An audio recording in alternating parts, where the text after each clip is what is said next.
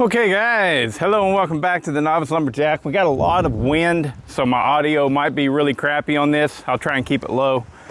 But anyways, this is the 757 belonged to Chris. He traded me a Shindaiwa 680 and a Shindaiwa 488 for me to port this. And I was intrigued by that deal because I've been really wanting a 680 and a 488. 680 is extremely difficult to find. And so anyways, it was a good deal for me. And it was a good deal for him too, because he probably got those cheap. And I hope he got them for free. That stuff doesn't bother me. You know how some people's like, well, you only paid 20 bucks for it. Doesn't matter. So anyways, I don't know, hell, he might have paid $800 for it, I don't know. But I got it all ported up. This is the same end of the log that we tested the stalker. This saw in stock condition. It's been a while, you know, it's been a long time, so it's not perfect, but it is the same chain. So it's pretty used at this point, but hopefully it hasn't, you know, you never know with these C83s. You're cutting great, and then all of a sudden, you know, they hit their point and they dull. So anyways, whatever. We're gonna fire it up, tune it a little bit, and see what she'll do in the cut.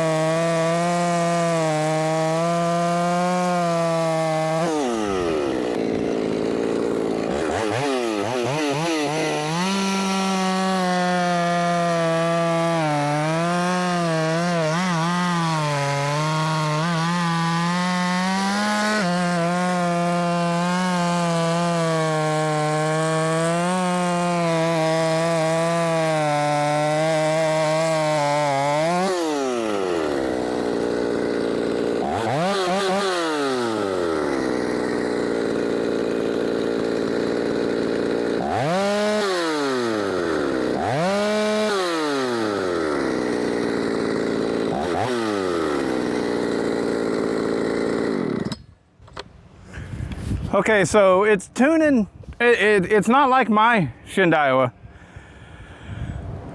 There's some differences there, something going on, I don't know. I don't know. So whenever I first started messing with the carb, now I ran it the way that he sent it to me. I might have made a few little adjustments, but that's it. Well, just now I ran that high jet all the way in, and it was out like 4 turns. I mean, it was way out. And now it's probably at about a turn and a half, 2 turns, something like that. It didn't want to scream. Mine will easily scream up to 13.5 or 14,000 RPMs. And this one ain't wanting to do that. Don't know why, because the port job is almost identical to mine. I mean, just like slap identical.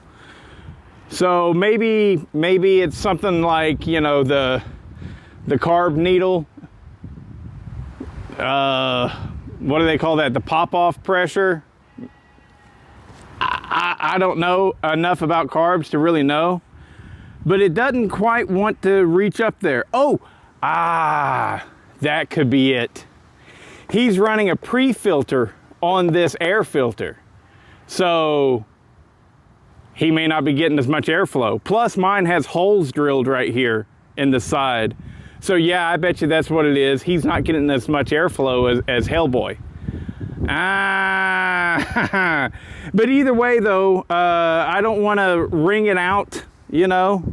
I'd rather run it a little bit fat, you know, and send it to him, let him work it. It's cutting great. You know, it still cuts great, fantastic. But yeah, I bet you that's what it is. I bet you it's just like kind of stoppered for air, you know. And you know, I bet you there's a lot of you guys out there that's like, well, just take it off and see. I don't care enough. And Chris is not going to race this saw. He wants a good work saw. That's what I've built him. And but the port work though, my exhaust is on Hellboy, I think is at 97. Maybe it's at 98. This one's at 99. Other than that, it's the same, you know. Oh, no. Remember that burr on the intake of mine, I took off. And that gave me 86 on the intake, where this is still at 83 on the intake. So there are subtle differences. But I did that one totally on purpose because mine has a tendency to kind of flood out a little bit if you don't get the starting sequence perfect. Whereas I didn't want his to do that. Let's see if it...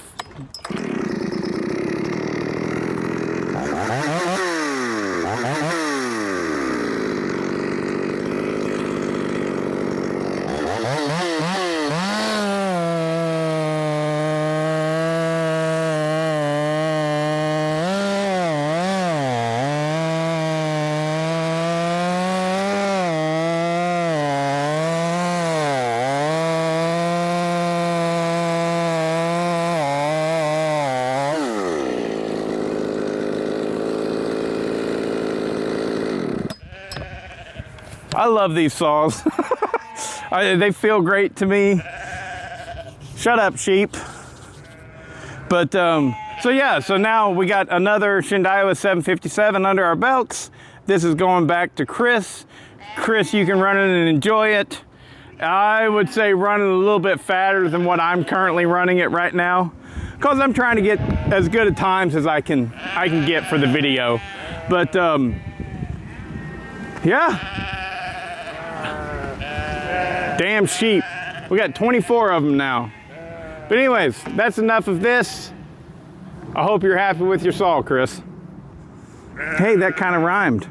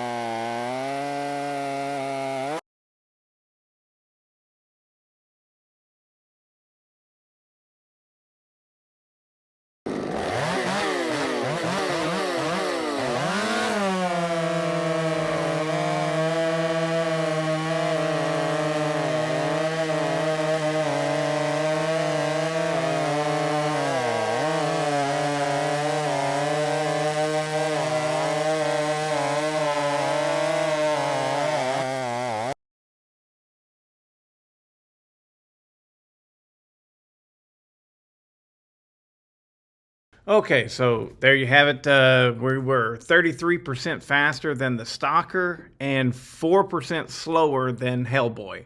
Now, I had mentioned that Hellboy has holes drilled in the top cover. In this video, clearly that was before I drilled those holes. Also, Hellboy is running an 8-pin sprocket, and I personally think that it's faster with the 7-pin sprocket. So especially in bigger wood like this. But I'm not going to test it that far. There's only so much testing I can do. Ow, shoot. Yeah, I think that the outer wears on your filter, Chris, is really hindering the saw.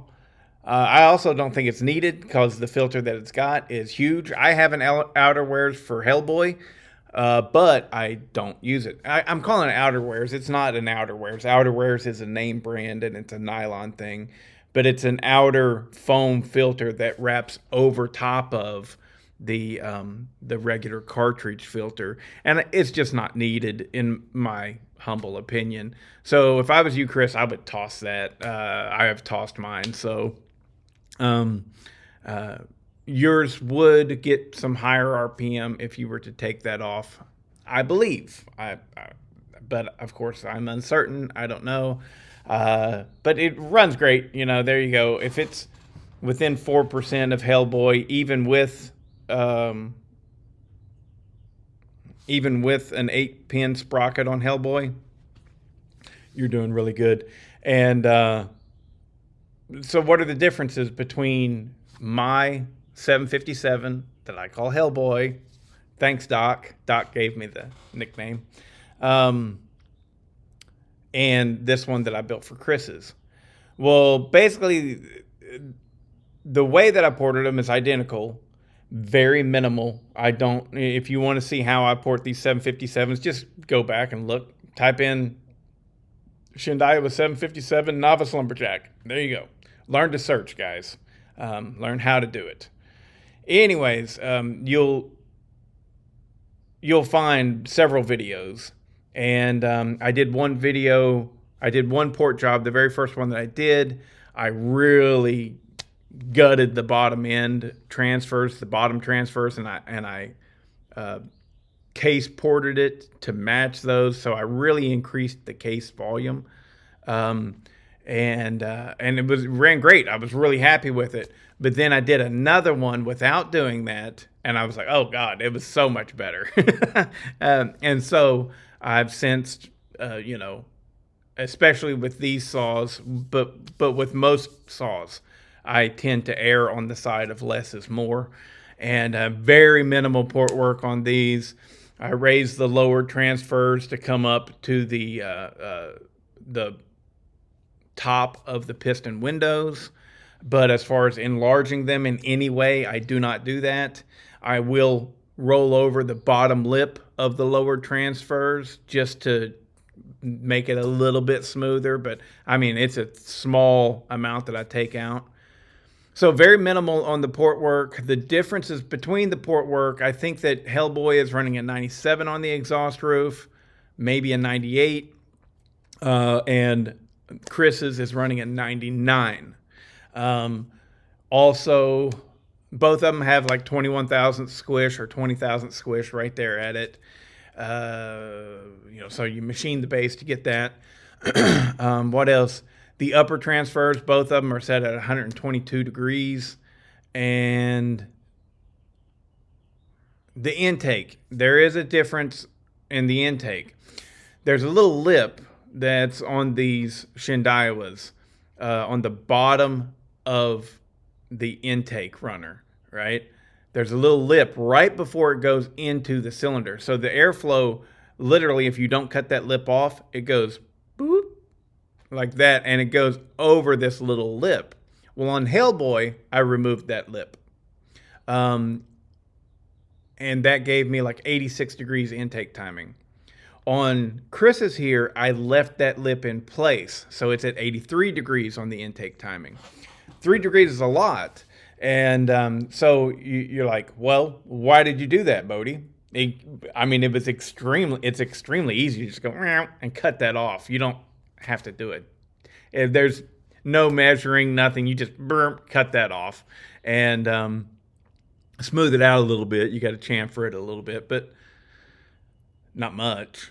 Anyways, so why didn't I do that? It's because Hellboy, I have had issues with that saw, and if you don't get the starting procedure spot on, it'll flood out on you, and that could be my carburetor. It could be. There's also with Hellboy, there's a little bit of a short somewhere because every now and then it'll just shut off, and I can't really explain that. I've looked. I think I found it, but anyways, point is I was hoping to avoid that flooding out issue on Chris's saw, and what I think we saw is unless you're wanting to race these things, there's no point in cutting that lip off. Now, Hellboy, I might actually take him to some races and stuff, I've got plans of putting a pipe on him and everything and doing different stuff. So for me, that works. I want to squeeze every little bit I can. Plus, I also did some work to the piston on Hellboy. And so, a little bit more stuff. It has a more open flowing exhaust on it. Even though Chris's has a good muffler mod, it's just a 3/4 inch EMT pipe sticking out. That's all it is. I didn't cut it open or anything. I just drilled a hole in it and put a pipe, and that's it. So could it do better? Possibly, with a second pipe coming out of it, possibly. But again, this is a work saw. He's going to use. He's not taking it out to make his ears bleed. So I think he'll be happy with it. I know he'll be happy with it. If he's happy with the other cylinder that I did that's all opened up and crappy, he'll really be happy with this one. So yeah, it runs great. There are some slight differences between this Shindaiwa 757 and my personal Hellboy. Hellboy, in this video, he's running an 18-pin sprocket, and I know he's faster with a 17-pin, and so there's some differences there. Yeah, it still runs great, and I'm sending it off to you, Chris, and I'll probably send it out today, probably. Just got to pack it up, drain all the oil and gas out of it, and pack it up and send it your way, buddy. And your other cylinder that you sent with me has been machined, and it's ready for you to do whatever porting you want to do to it. I got to say, though, honestly, I think that it would be pretty great just throwing it on there the way that it is, because the numbers on these 757s are so damn easy to port, okay? Because they've got it figured out. All you've got to do, they've got a super high squish, right? So you've got to get rid of that. Like without a base gasket, both the cylinders that I did for Chris were at 50 thousandths squish. That's without a base gasket. And so with the base gasket, they probably 70 thousandths squish. And so once you cut the base and take care of that, you're pretty golden, really. So anyways, all right, that's enough for this video. Check you later.